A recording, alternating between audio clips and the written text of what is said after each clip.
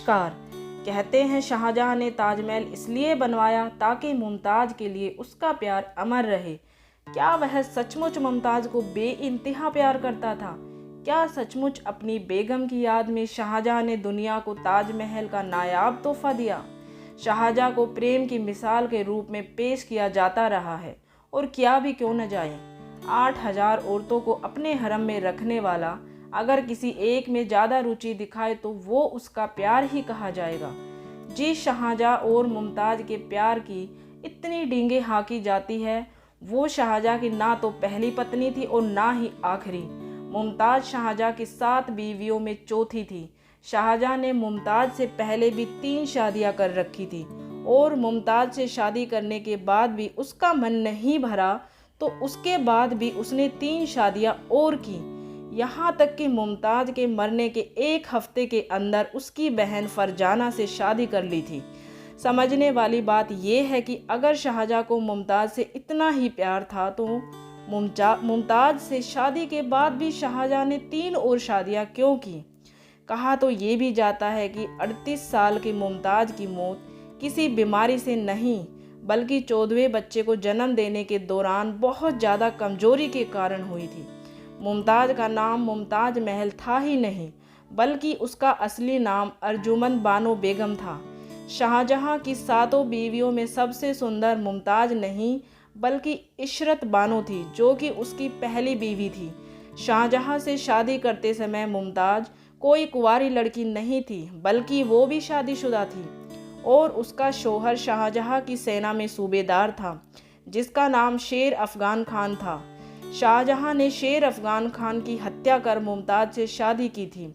शाहजहां कामुकता के लिए इतना कुख्यात था कि कई इतिहासकारों ने उसे उसकी अपनी सगी बेटी जहां आरा के साथ संभोग करने का दोषी तक कहा है।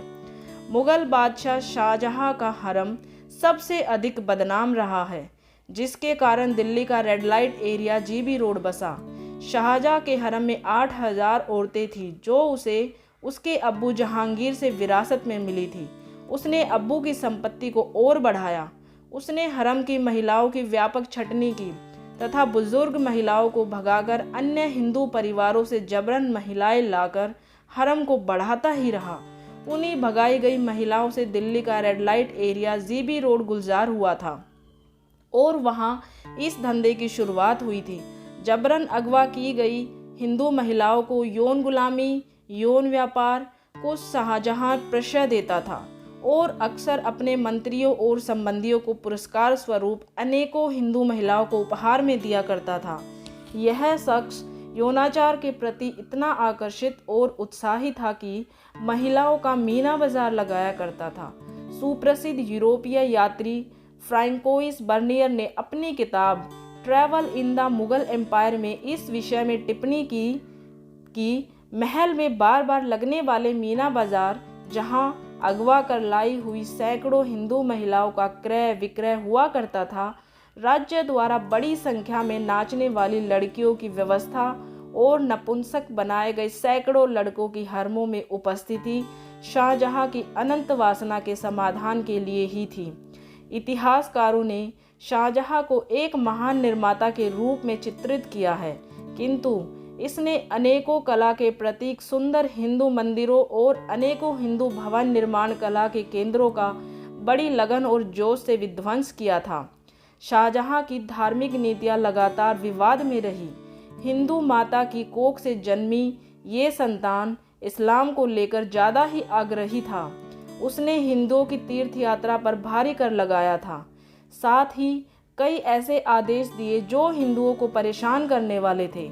ताजमहल और प्यार की कहानी इसलिए गढ़ी गई कि लोगों को गुमराह किया जा सके, और लोग खासकर हिंदुओं से छुपाए जा सके कि ताजमहल कोई प्यार की निशानी नहीं, बल्कि महाराज जय सिंह द्वारा बनवाया गया भगवान शिव का मंदिर तेजो महाल्य है।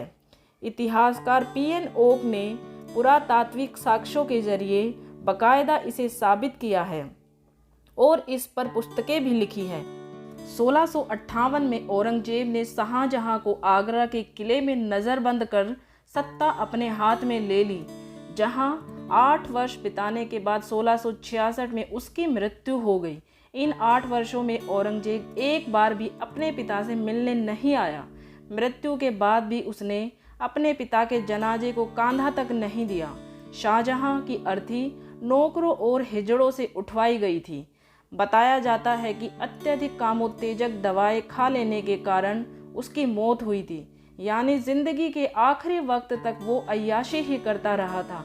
अब आप खुद ही सोचें कि ऐसे इंसान को प्यार की निशानी बताकर महान बताया जाता है। प्रणाम। हर हर महादेव। तो आपको ये वीडियो अगर पसंद आई है तो इसको ज़्यादा से ज़्यादा लाइक और शेयर कीजिए ताकि सभी लोगों को ये असल सच्चाई पता चल सके। वीडियो देखने के लिए आप सभी का दिल से धन्यवाद।